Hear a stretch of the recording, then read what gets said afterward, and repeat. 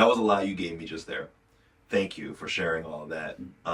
There's, you and I have been known each other for, few years now, but I think that was the first time I actually like heard that story. Thank you for sharing. Mm-hmm. But there's some questions that came out of it that I wanted to ask you. Within those, the prison incident, mm-hmm. rock bottom, and the out of the prison rock bottom that you face, there had to have been so many micro challenges mm-hmm. that accumulate enough where your emotional state and your just state of being is in that bottom forward, right? Like when people say rock bottom, it's not just like rock bottom financially or how people perceive you, but it's also rock bottom as far as what you're feeling inside. And I think some of the challenges that I kind of visualized by putting myself in your shoes that you had to have gone through, one of them being how people perceived you. For sure, that was tough. Because like even when you mentioned to me that I went to prison, there was a even though I know you, man, and I love you, you're a great dude, and I'm so glad we're doing the things that we're doing. For sure. There's still a part of me that was just like, wait a minute, like, huh? Kind of like, I'm telling you, everybody. But not everybody has the privilege of knowing who you are and know that, dude, this is a good human being. Yeah. How did you deal with the misperception that people had towards you? Because I think your willingness to stay true to who you are and say, nah, I'm a good human, I love me, I know that God loves me. Mm-hmm. He clearly does, because the mentor that he gave you in prison taught you principles in life that allow you to differentiate yourself today in a successful way. Mm-hmm. So it's almost like if you didn't go to jail and meet that guy, you wouldn't be the awesome human being that you are right now. And that's one of the things that I love to preach is life happens for you, not to you. Mm-hmm. But it really requires you yourself to see that perspective. Nobody else can make that definition for you, because you can tell people who are going through hard times that. Right. A lot of people will be like, how dare you fucking say that? Because what they're going through is really painful, right? But with you, even though what you were going through was extremely painful, you're able to project that energy towards something positive, making the world a better place, becoming Matt Do Right, Like you have created jobs for people who are working at your restaurant. You have, spotlighted people who deserve recognition. You've also shared your stories so that other people can feel inspired. They might be going through similar things that you're going through. So I think there had to have been so many challenges that happen. What challenge are you thankful that you overcame? Like, what challenge are you proud about yourself that you say, Matt, do right? Good shit, man. Yeah. Well, I feel like you hit a lot on the head, because like I was terrified to create video content, and when I was in the audio and I was in that pocket of like, okay, now I'm just locked in doing my thing, I was like, I know I gotta launch this podcast. Is when we met in that beginning stretch of time. But it was like, I knew everyone was going to look at me like a piece of shit, right? I knew that instantly if I ever told anybody what I've been through, like I should just keep it inside and keep it bottled, because like I want to be a better person. I'm putting all my energy into being a better person. I'm separating myself, breaking free of these chains, but I'll always be a felon, And that's just the reality of what I got put into. So going back to your question is, I made this video of me sharing my story. And that was like the first video I ever posted on the internet. And I was like, you know what? If there's somebody out there that's going through what I went through, they might need to hear this. And that's who I'm talking to. I'm talking to the younger version of me that needed to hear this shit, but nobody else was saying it because they were scared to share where they had been. Because at that time, like, people weren't really sharing their stories like that, right? But you became the person that you needed.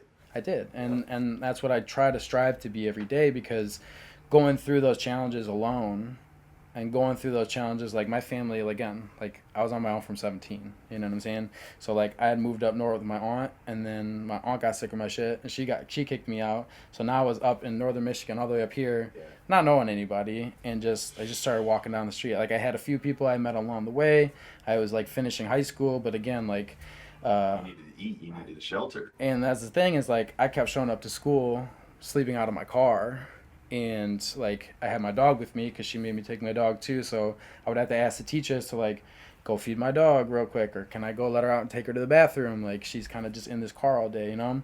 But it got to the point where like when I moved up north, dude, even though I had not gone through all those challenges yet, I was still being perceived that way. I walked into this school in Harbor Springs High School, 103 kids in the entire high school, and the principal, first thing she said to me, she says, I don't want you bringing any of your Detroit shit up here. You need to not influence my kids, da-da-da. Didn't even say hi to me. It was that. And so basically I had that tone set right out the gate of... And you had to have been pissed, especially at that age. You were probably like, man, fuck these people. Literally. Yeah. And so like it got to the point where they're trying to find ways to kick me out. And so like they were trying to catch me up on stuff, and I was just doing my thing. And one semester left before graduation, I walked out of campus. I was smoking cigarettes at the time, right? Knucklehead, I've been smoking for a long time. 18 was the legal limit. I was 18 years old. And they still used that, said, you either sign yourself out of school or we're expelling you. And so like all the way up to the very end, it was that. Luckily, my business partner, also the person I caught my felony with, very much mindset like us. Like he's doing great things now. He's doing awesome. He went through his challenges. He pushed through the other side as well. We still keep in contact, but luckily he was there to motivate me, right? Because when that happened, we had gotten in trouble, and like, you know, we had already kind of been in trouble or going through it at that time. But he's like, I'm going to get my GED. Come get it with me. And so like right after, I was like, okay, this school, like, they let me down. Like, I needed to go just do this and prove it for myself, right? So I feel like there's a ton of challenge, but I feel like sharing my story was the biggest, like, scariest and hardest thing to do. But at the same time, when I knew that I could help somebody that's going through the same thing, like, anytime I'm on a podcast, I make it a point to share about prison and homelessness because of that. Like, on my content, it's still a little bit hard for me, and I will get to that point. But, yeah. But you know what, though? And I think it's so important to understand. Like, imagine, like, if, like, I consider myself to be, you know, have an attitude of gratitude, and I'm most of the time pretty happy-go-lucky dude. Mm-hmm. However, if I had to put myself in your shoes, right, like, something happened between you and your parents, right? Mm-hmm. Did they separate? They separated at 13. My dad went to prison, and then my mom was a single mother grinding her ass off. She's also been sober for 30 years, so that's a huge part of her life, right? So she's always at meetings. So as much as she was providing and keeping a roof over her head, like, she wasn't there. And because she had been sober, you know, me bringing weed around the house, she was just like, I can't do this. So that's so tough, right? Because even in that specific story, you were bringing weed to the house and you were smoking because there was a pain that was in your heart. Smoking and drinking too.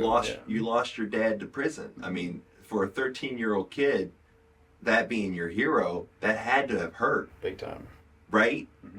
But your culpability towards it, you know, towards that pain, was by numbing it. And I think that's what people, and that's why like guys like Jelly Roll really inspire me. Like, you gotta, like, you can't judge these folks who are going through addiction or pain. Like, I'll give you an example. Our grandfather, he was an alcoholic. Yeah. And he had caused a lot of pain towards my parents' generation. For sure. Right?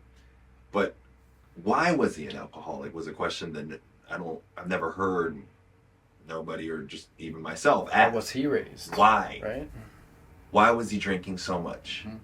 Come to find out that there is speculation, a good chance that his own father, he was an alcoholic, angry guy. For sure. And he beat his own mom to death. Now imagine knowing that your own dad killed your own mom. Yeah. Someone you're supposed to look up to and idolize and grow towards. So like, for me, I think it's very important to understand. And combining with that, you get sent up north, right? And now you're living in this winter wonderland that sees no sun, you know, and you're going through some seasonal depression on top of all the things that you just went through, had to go say goodbye to your mom. And then now you're thrown into a school, and the first thing that they say to you is that. Of course you're going to be angry. You're angry going into it. You're sad going into it. So I just think that, you know, human beings, man, like I read this thing where it was like, you know, like you can take an object or a person and you place them in an environment. If they don't value that in that environment, that doesn't make that item or that person less valuable. Sure. It's just that the environment that they're in is in value. So when you take that person out and you put them in a different environment, which is clearly what's happening right now with you, you're in a much different environment than where you were started off as a kid. You had no choice. You know? So like, one, I hope this conversation brings, and I'm sure you've gone through your healing journey, man, but I hope it brings you and anybody who's listening, you know, one, it wasn't your fault. Two, thank you for going through the hard part, man, and becoming that do-right, because who you are right now is such an impactful light in this world. And it's just, but because you are that person that can still raise people's eyebrows by sharing your dark past, it allows you to be this person who can stand in the middle and help each other understand, so we can all lift each other up, you know? And so thank you, man. I really appreciate that, dude. And the second thing that I wanted to talk to you about was, do you feel that, you know, life happens for you and not to you? Yeah, big time. I mean, in the moments, it generally feels like the opposite. But most of the time, in retrospect, you realize that everything bad that you've been through is the reason why you are the way you are today, right? And that's why, like, knowing that now, I just try to, like, shit happens, it happens. You know, and whatever is going to happen is going to happen. As long as I'm doing the right things, I'm moving in the right direction. And, you know, everybody has their days, right? I'm not, like, always, like, kicking it. There's days where you're just like, and you got to talk yourself back out of, like, that feeling. Because it's like, no, you've already been through hard shit. Like, whatever life throws at you, you just have to keep pushing forward and keep doing the right stuff, and it'll be fine, you know? But yeah, I don't know, man. It's been a long, crazy journey, and I feel like I'm so young, all right? And, like, even when I was talking about this stuff at 26, I was like, I'm still in my 20s. I'm gonna do this another 3 times, you know? Even at this point, you know, if we get lucky enough to live to 90, like, we're gonna do this 30-year stretch a couple more times. And, like, I got, like, crazy goals to, like, live a long time, because I feel like I just want to see what it's like. We grew up in this, like, half technology era, half not coming up, so it's like, what's a 90 years gonna look like, you know? That's true. One more thing that I wanted to kind of pinpoint based off of your last story, and, you know, based off of, you know, how you feel right now. In order for you to get to a point where you can start going after your dreams and achieving them and having visions and turning them into a reality, you had to take difficult steps. It wasn't a immediate switch of mindset, immediate results happening around the world. You had to change old habits into new ones. You had to learn new things, but you had to unlearn certain things too. For sure. So one of those things, one of the challenges, and I see these in all these books that successful people write. John Maxwell said this the other day on a video. He goes, if you want to go high, you have to go light. Let go of baggage, let go of emotional baggage, let go of relationship baggage, let go of them, go light, go high. You had to do that. You had to tell your homeboys at the time, your roommates at the time. My family, my family had left me, right? Everyone was gone, and those people were there. Those are your family, so they were your brothers, and you had to have an honest conversation, which may not be an easy thing to do. Talk to me about that part, about go high, go light. Yeah, I mean,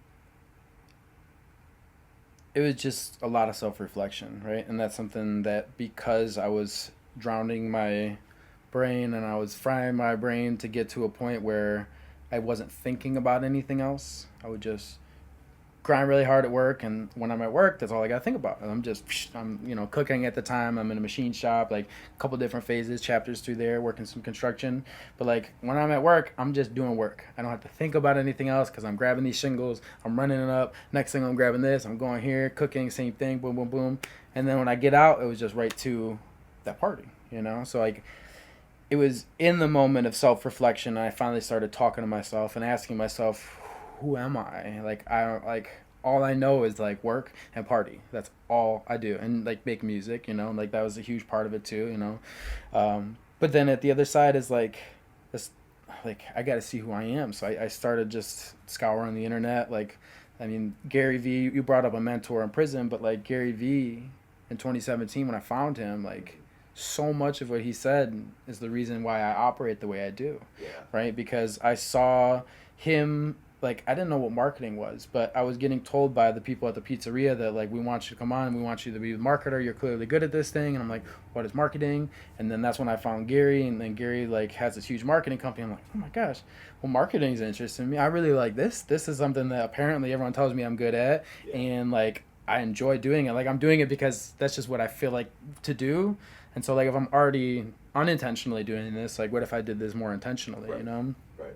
And, so, like, you know, he was a huge mentor in my life, but so was M. Milet, so are, like, you know, Jay Shetty, like, all these people. I found these mentors to help guide me and sculpt me into the man I am because they knew who they were. They were so aware of who they were, and I just wasn't at the time. And you know, that's when I got back into Pokemon. That's when I started looking into space, stuff that interests me that, like, I kept bottled in for so long because, like, I was just working party, man. Like, that's just what we did. You know what I'm saying?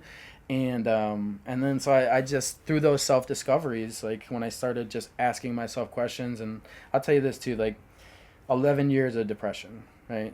13 to 24, that stretch was so deep that, like, I didn't care. I didn't care to ask myself. I didn't care about any of this stuff.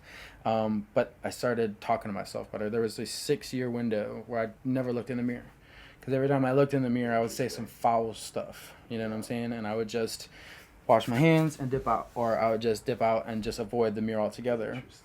But the self-talk, when I started, like, finally looking in the mirror again, and was like, got this. You just got to keep going, just, you know, and that was a huge shift for me. So I don't know if I fully answered your question. No, you fully because I went on a tangent a little bit. You fully answered and more, and I'm so glad you brought that up because I think that's an aspect that us men really don't know how to do. Yep. Think about it, man. When we were growing up, right, you got a haircut. Oh, look at man coming in with the new haircut, thinking he's fresh. What's going on a date after this? Or you dress up to school. What's he looking all fancy for, man? Yeah. That's how guys. That's how we roll. We bonded through talking shit. Yeah. That's how most cultures men operate, right? 100%. But we also operate by telling ourselves, you know, to be strong. Yeah. Don't complain. Don't be a pussy. Don't bottle be a it bitch. in. Bottle it in. You know what I'm saying? Like, sure. Be strong. Mm-hmm. But like when you bottle it in, it's just that you're bottling it inside. So the peace may be happening out here, but the peace ain't happening in here. Exactly. And I think that you talked about those guys, Jay Shetty, Gary Vaynerchuk. You know, these people we consider leaders in this world. They have a good sense of self. Yeah. They have a good relationship with self. Yeah. Bruce Lee also said, whatever you say to your body doesn't have the abilities to know that you're being sarcastic or joking, or defend for you. Yep. It's going to consume that.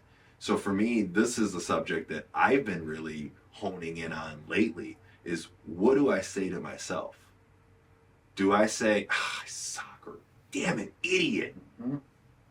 Or do I say, all right, challenge accepted. Exactly. Watch this boy go to work. Mm-hmm. Whoop! Let's get it. Like the body reacts completely different than those two reactions that you just gave, you know, to a circumstance. And the problem is it sounds so woo-woo, so people are like, but it's so real. Dude, it's so real, man. And it's so real that you, like, for example, I'll give you a personal story. Mm-hmm. One day, it was a life happens for you to, not to you moment. One day I was going to do a gig, shooting setups for a client of mine. Yeah. It was at the big UWM building over here. Yeah. I was so excited to go. And I was like, who's the guest speaker today? And on the way in, you know, I had this prayer to God because I was going through a really sad and depressing time. You know, it was just like recent that that my dad told me that he was leaving my mom.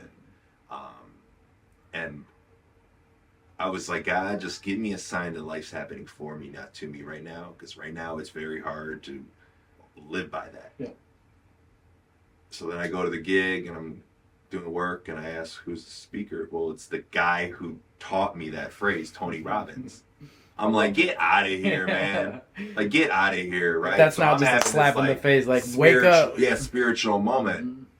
So the event, you know, starts and, you know, there was one specific part that I remembered was he asked the crowd, like it was right after lunch, and he was like, you guys ate lunch. How many of you guys are at an energy of 5 right now? Raise your hand. And a lot of people raised their hand. And he was like, you know, food, they say it's a fuel, but really it tires you. Yeah. So how many of y'all are in a 6? More people raise their hand. 7, more people raise their hand. 8, less people raise their hand. 9, less people raise their hand. How many of you guys are at a 10? And one guy gets up. Yeah.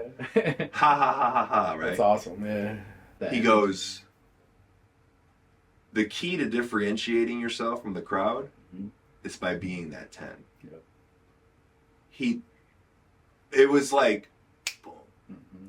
So it's like, all of the successful people that I look up to, and you look up to, and you look up to, Henry, I think they all have a sense of self-belief. Because jishin in Japanese, confidence, it's not how you talk, you know, kind of shoes and outfit you got, how you holler at girls. Like, that's not confidence. Yeah. Confidence is ji means self, shin means shinjiru, believing. So it's believing in self. That's what confidence is. So it's not, oh, I'm going to get that girl. Mm-hmm. It's, even if I do or don't, I'm going to be very happy. For sure. You know, it's not, you know, oh, I'm going to wear this outfit, you know, so I can feel good about myself. It's like, no, I can rock that outfit no matter, you know what I'm saying? For sure. Like that. So there's a distinction there. And I think by establishing what confidence is, meaning self-belief, I think that's an important lesson that us men need to realize, because women, on the other hand, grew up, you do your hair, oh my God, you look so pretty today. For sure. I love those shoes you have on. Are they new? Mm-hmm. It's all about uplifting. I went and shot the gymnastic event, bro. They were stretching and warming up together. Yeah. Opposing fans were rooting for opposing girls to do well. It's a community, yeah. You know, so I just think that guys like you and me, man, and Henry, you as well, man, like, we're all about uplifting each other. Yeah. Talk to me, man, about that part. Like, I think you're a great leader because you're constantly looking at how can I uplift other people. When did you realize that? When did you realize by uplifting others, I'm uplifting myself? Yeah. So, again, my mother's been sober for 30 years. Meaning that for 30 years I've been watching her go through the program, right? And when I was young, she would take us with, right? So I would hear these stories of people going through this, but I would also hear the principles, right? And I got to this weird shift when I discovered self-belief and trying to take care of myself and just inner thinking, and I realized that all the principles they're teaching in AA are the same principles as self-development, personal development. And so I've known these things forever. They've been in my head forever. And they cross over so crazily. And, like, I'm not, like, in the program or anything. Again, like, I was just telling you, like, I barely smoke that much anymore. I go through seasons where I do, but, like, I also know when I need to back off and need to focus and stay, you know. But with drinking, I don't really drink anymore. I don't, like, party, you know, I don't do any of that stuff, right? Cannabis has been the thing that kind of stayed with me just because I enjoy it. But yeah, so basically those principles, like, there was a huge shift when I started learning all this stuff and realizing that I knew a lot of it. So, like, there was so much backed up data in my head where I was just like, I need to continue learning this stuff, finding the people like we had spoke about. But in the program, that's what they do. They stay after and make the coffee. They set the table. They find people to talk to help get them to the next stage so that they can help somebody get to the next stage. And I'm like, if all these principles are the same, like maybe personal development isn't talking about it too much, but my first video, hey, my name's Matt. I was homeless when I was 18 years old. This is my story. It was that now I can help other people. And that video was the start of my coat drive that I started back then to go out and talk to the homeless people, because I was like, this is the only thing in my life that I've overcame. I've gotten out of prison and I've made it successfully. I have a roof over my head and I have a home now. So I wanted to help business people when I didn't run a business. So like that content didn't make too much sense. So I had to find something that I've learned through AA, but also through personal development, is when you help other people, like you help yourself. And so like I was helping the people that needed me the most, that I could help with the information I had at that point, starting that coat drive. And I just went down to Detroit and I just shook hands and I shared my story and I told them where I'm at. And, you know, I'm not anywhere yet, but like I'm working towards this thing. I got some coats and some socks for you, whatever. And it just like, you know, to answer your question is like, that's those moments, and that moment when I made that first video sharing my story was the moment I realized that I need to help others. I need to be of service. My mother and I's relationship has been kind of rocky our whole lives, obviously, from the little I shared with you. But, you know, the last 7 years or so, when she saw that shift in me, she told me, I see you now. I see a different you. And we've been bonding our relationship ever since then. But Happy for you, man. yeah, no, it's, you know, it's still working through its thing, right? We're still figuring out what that looks like logistically, and I feel like it's 1,000 times better than it's ever been. But like, you know, she set that tone forever, right? She led a life that I'm now living forever. Like for the last 30 years, she's helped hundreds, if not thousands, of adults overcome addiction, stay sober, rebuild their bonds with their families. And I resented her a little bit for that at the beginning, because she's never home. She's always out helping other people. And like, I'm home alone. I'm taking care of my younger brother. And then like, I just leave and go hang out with my friends. Yeah. But she set the tone. And like, so seeing her do that forever, like so many people on Thanksgiving, random people would just be in my house because they were in the program and they had nowhere to go. Yeah. So my mom was like, come to our house. Yeah. You know what I'm saying? So like, she is an amazing individual. Like she's got an awesome story too, yeah. Right? And we walk very similar paths coming up. You know what I'm saying? So but yeah, I don't know, like kind of bounced around a little bit, but yeah, that's watching and seeing that my whole life. Like I knew that it was the right thing to do, and that's pushed me to all the stuff I do today. So let's kind of get into what you're doing today before I, start asking you the final questions. Yeah. Talk to me about, right now you have a course for businesses to rescue restaurants, but also you're kind of taking a hands-on approach with me, collaboratively, and we're going to kind of go and start to interview, these restaurant owners. Talk about those two things that are happening right now. Yeah. So, on the original one, what I'm doing with the course, I'm really trying to build a community of like-minded restaurateurs, and I'm not trying to rescue them. And that was where my first mistake was with this content idea. I thought I was going to go in and like help these guys get the profitability, but I realized I needed to help good businesses go to great, and that's the pocket I want to be in. Value. I want to add value. I want to make sure that I'm there for them. I'm there for them every step of the way. And when they hit me up in a year and say, hey, what do you think about this? I can respond and be like, yes, do that thing. That's awesome. So, I spent a couple hundred hours building out the course and trying to say the right things in the easiest way to understand it, so that, because our restaurant owners, I came here late today because I was at the restaurant, right? Restaurant owners buy a business, and they buy a low margin business, meaning they have to spend a lot of time there to get a little bit of money, right? And so in that situation, like I've been fortunate enough to put people in place, but in that situation, I know other restaurant owners are always doing they always have something else going on. Like even when I'm talking to them now, some of them operate other businesses and the restaurant, so like they got their time tied, and going through that process of showing them how to do this in 15 minutes a day and saving them time. It's 3 hours a month that's going to take you to create all your content and push it out there so you can focus on the things that are important. Taking care of the guests in the house, taking care of your team, making sure that side of things is good. So that's really, I feel like, the role I'm playing. But I'm also learning paid advertising currently because I believe that, again, the more value I can provide within this course in a specific niche, like I did the math yesterday, having a social media manager and then someone running the paid side of things is an average about 137 a year, right? And if the average restaurant owner is taking home 60,000 a year, they can't afford to do that, right? But if you can help them create another 300,000-400,000 a year in value back into their pockets, to their family, to their kids, like, that makes a lot of sense. It felt like the right approach. So I've been kind of building this out, but at the same time I had a kid at the same month I launched this thing. So it was a lot of like just kind of juggling everything. And that led us to the podcast I had been thinking about since October. I'm like, should I rescue? Should I go in and show them like da-da-da? Because I was like bar rescue, Gordon Ramsay's Kitchen Nightmares. It was that theory for the content. But when I went and like actually approached it and I did it with people, I'm like, it doesn't feel right. And I needed something that, again, provides value in a different way. So year one at Naps, I learned that there was this taco stand. They were selling for $3 and they got a Michelin star rating. I'm like, if they can do $3 tacos, why can't we like get into Michigan, or have Red Naps do Michelin? We can take this thing serious, build it up, do it the right way. And then I realized that there's only 5 states that allow Michelin ratings, and Michigan wasn't one of them. So I was like, I kind of pumped the brakes on that idea. Like maybe I can get enough attention through the videos to like get them to do it.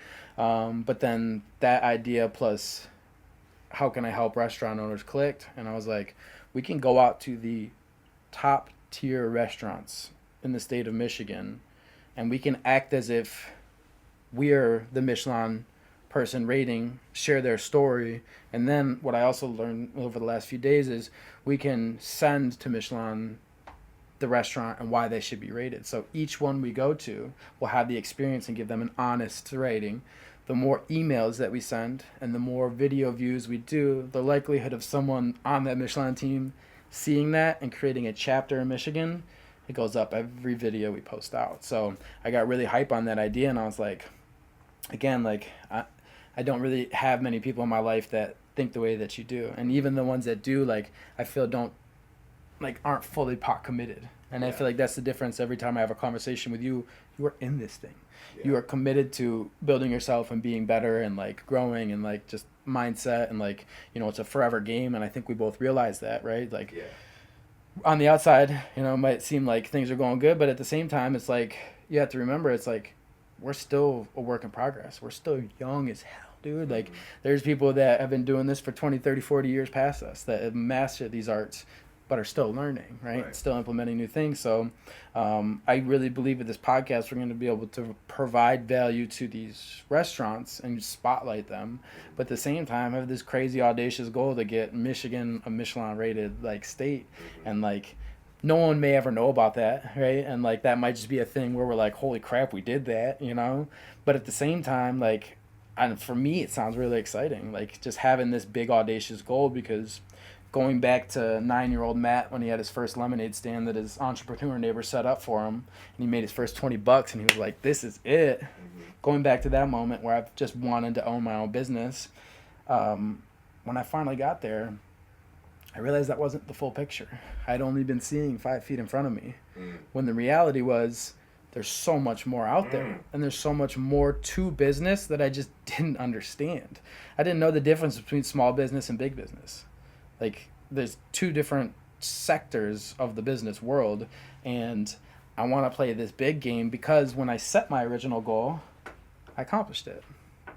But it wasn't totally it. Yeah. So if I set these crazy audacious goals, like building $1 billion brand, not that I want to become a billionaire, but having that, and then getting Michelin to come somewhere they've never been before and refuse, like, just don't come. Like, these big goals feel a lot better than just wanted to own my own business. And I got there and I got 3, and I realized 1 is better than 3. And at the same time, it's like, I love playing ball on all sectors, so like maybe there's a balance between these things. But having a clearer vision, having these big audacious goals has really helped me kind of just push forward. So those are the projects I'm working on right now. Obviously, we're doing this one together, which I got a lot to share with you. I've been like diving deep. So, but we can do that off camera and everything. Yeah.